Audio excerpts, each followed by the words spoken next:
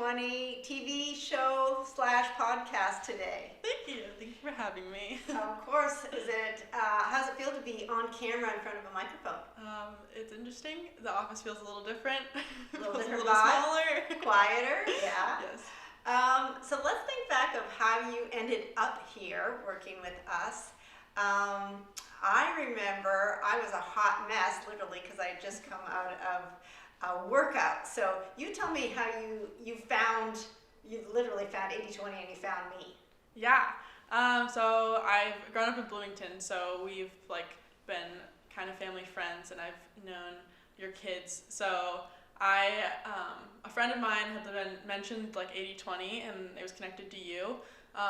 Wait, who was the friend? Charlotte's mom. Margaret Jones. Margaret Jones. Everybody loves Margaret Jones. And so she had mentioned it, and then I just didn't think that much of it because I was really busy with tennis and school. And then I saw you walking across the street with a camera, and I was like, oh, that's Kelly, and oh, she must be doing something for that agency I heard about once. And so then I looked up your Instagram, and then I kept seeing you around town more than normal. And then I had a class with you, and I was like, Anna, at this point, you have to say something. Tell everybody where we were. We were at Orange Theory, yeah. And so I would chase you after the class, and I was like, I know this is a terrible time, but I would love to hear more about your agency and whatnot. And then you were like, we need a graphic designer right now. So then I met with you that week. Yeah, that was so fun, and I will never forget that. It was just so fun. I was scrambling. I was of course, dead after a workout, and next thing you know, there's this cute, college girl asking me, hey, I want to, and I remembered you as a little tiny girl, and you weren't supposed to be all grown up. So, yeah. It was super fun, and I love that you were so brave to just come up to me and randomly ask. So, so glad you did that. Yes, me too. And okay, tell us about you've just graduated. You're one of those very special graduates who did not get to graduate the normal traditional way, but everybody will always remember your year. So you graduated from Indiana University from the school, which school? From the media school. And then I had minors in the Kelly School and SOAD, the School of Art and Design. So you really had 3 schools under your belt.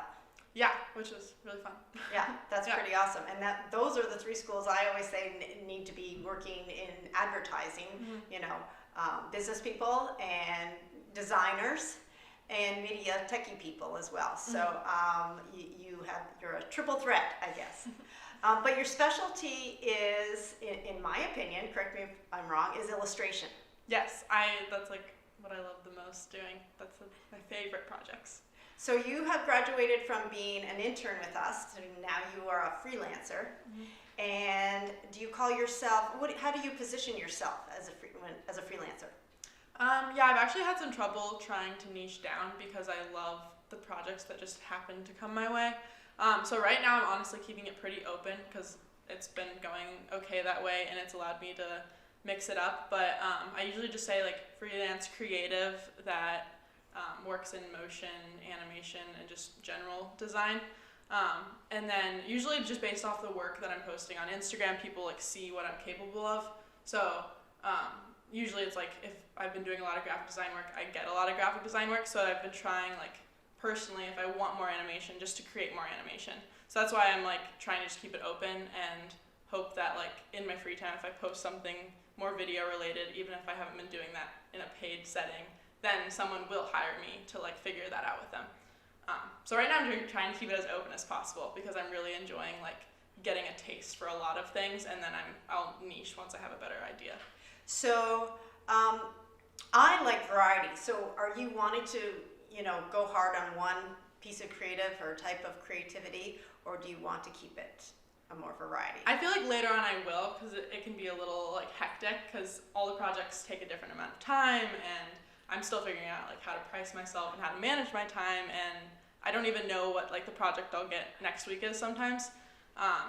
So I'm hoping to figure that out, but I also feel peace with where I'm at right now, and I'm kind of feel like a calm within the storm of it all. That's good. I'm enjoying it. So yeah, embrace it. Embrace the uncertainty, which is the big word right now, but also you have talent and you have skills that are valuable, so use them. And It's just fun to see you thrive and use your skills. And you recently did your what I think of as philanthropic, but it was also marketing yourself with the sign project for By Bloomington. Yeah. Can you tell? I never really heard the story, so tell me the story of how did those signs come to be? Yeah, so I actually went next door to this office to Mr. Copy. He's a printer in Bloomington. His name's not Mr. Copy, but he Tom. Good old signs Tom. his emails that way. His name's Tom Sieber. But I went in just to like use quarantine as a productive time to learn about how to like print my art or do something like that. So I went in just to have a conversation, but he was like, oh, I just was talking to some other local business owners and we wanted to start this project where like basically everyone can feel connected in this whole process as like small local business owners, like reminding everyone that we need to support them right now. And so we were looking for a designer, and so it was like perfect because they didn't have time. They needed to focus on their business. So they asked me if I'd be willing to do it, and they were super nice and helpful with me, like printing a lot of them for free. And so I was able to just like have fun taking a bunch around town and just giving them to people for free, and it's fun to see them all in the windows. And I don't know, it kind of added a little bit. They're everywhere. Positivity. I mean, and Lucas, make sure you get copies of them to show the signs. And there's banners, and there's different sizes, right? Yeah, so it's been super fun, and Tom made me put my face on it. I didn't really want to put my face on it, so but cute. It's been fun because then it's allowed me to connect with some people and also do some other projects for local people. So That's awesome. I love that it was very, a cause related, and then it also just gave you a shadow. It's like, hey, I'm up for hire. Yeah. So good for you. So another thing that you are super talented, not just graphic design, but you are a fabulous illustrator, and we have used those talents a lot, and I've used it with the Brand Boy book that's hopefully going to get published soon. yes. We'll talk about that in a little bit, but tell me about the surfboard project more in detail and how that contest came to, or you came to, enter it, and I'll let you tell the rest. Yeah. So there's a surfboard competition that happens every year for like the Jim Maui Invitational.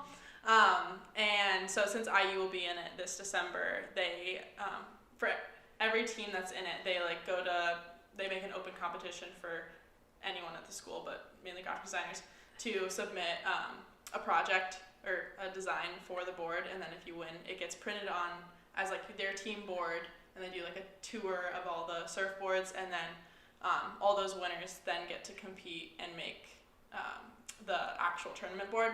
And I'm not sure like if the prize is going to Hawaii. That would be awesome. I'm not really sure, but so I hadn't heard much about it, but one of my friends works in the Mark Cuban Center of like technology design.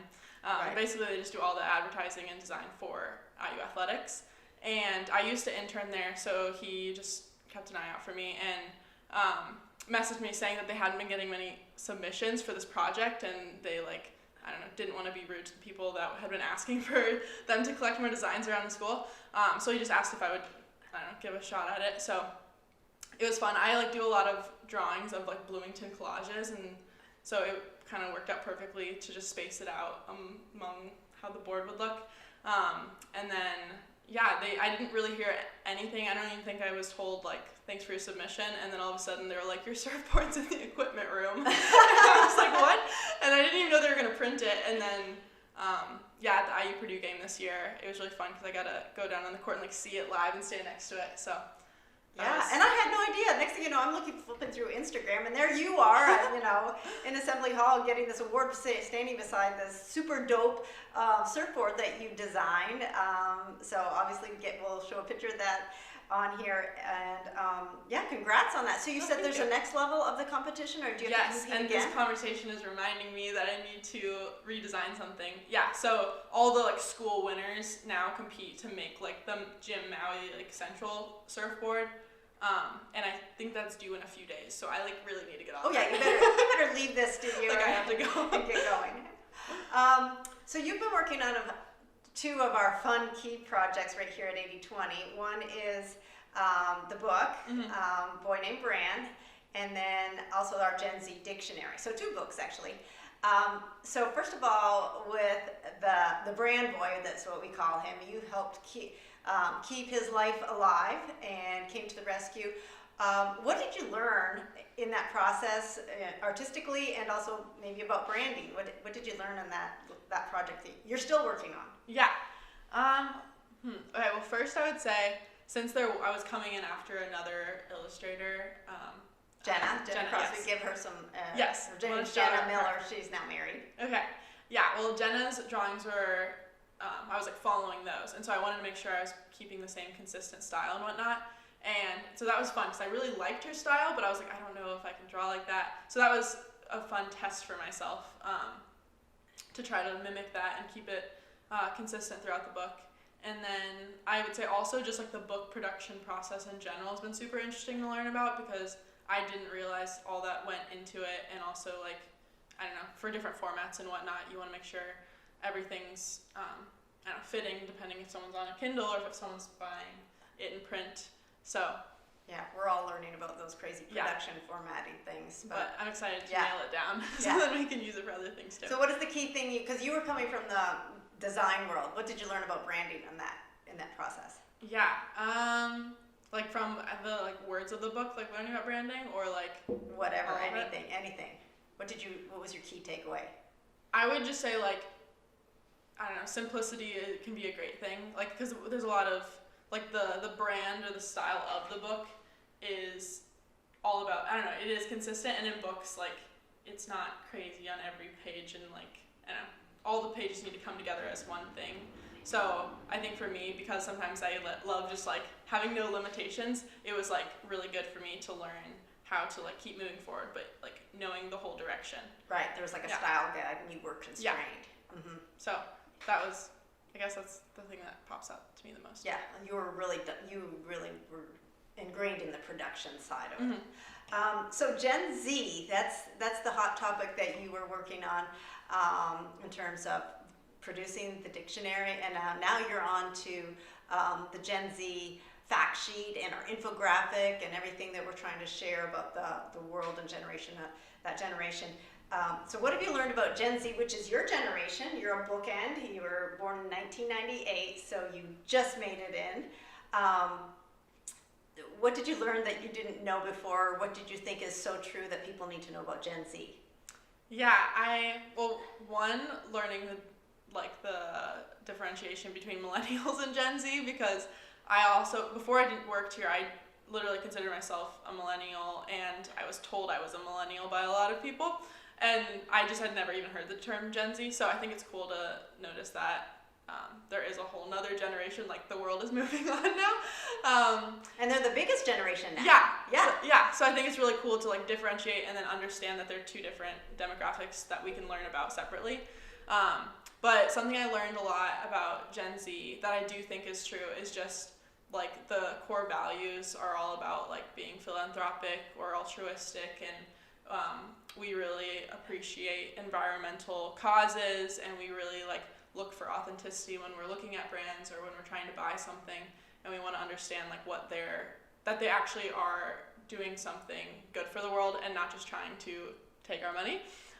And so I don't know, I think that's very true, and I think that's something to remember. Like, even, I don't know, sometimes there's good in every generation, but sometimes there's just confusion in understanding what the different generations value. But sometimes older generations, I think, don't understand like the techiness or like the go, and so they think we might be more shallow or less appreciative of things. But I think we honestly do really strive to use technology to make a deeper connection with other people, and it's not all just about like looking down and staying away from other people, if that makes sense. Right. So you really do want to have connection versus just being, as you say, just online. So where do you see yourself going? What's your dream job? Okay, I guess I have 2 dreams. My dream project would be to illustrate a music video. I think that would be super fun, just to bring in like animation, illustration, like kind of like an earthy, organic lines with like I don't know, music, and just like I just feel like that could be a beautiful experience. And then also, I don't particularly know what my dream job is, but I do really enjoy being my own boss. Especially I feel like I'll enjoy it more as I know how to do that better and manage myself better. Yeah, me too. Yeah. But I just feel like I thrive more in that setting, and I just want to be around like other creators wherever that may be. So I had this like dream of having a studio that I can like have a shared space with other creators, and we might not all be working on the same things together, but just like being able to like, I don't know, co-create separately together. Yeah, but just to be together and have a vibe of creativity and versus being by yourself. Do you find it hard to work by yourself or be working from home? I've actually, because technology has saved the day, it's so much easier than it probably was not that long ago. And so it honestly hasn't been as lonely as I thought, because I'm having so many video calls throughout the day that I have actually like made friends with people I forget I haven't met yet in real life. But overall, it's been okay. It definitely was like a weird transition, and I prefer human face-to-face interaction. Yes, and that's why I love, and I don't know if you love it, but you can tell me the flexibility of how we operate here. What do you think of that? And you can explain how your schedule works with us. Yeah, I've really enjoyed it and appreciated it as I have transitioned into becoming a freelancer, because I have other projects outside of this, and so it's given me wiggle room to like get myself situated.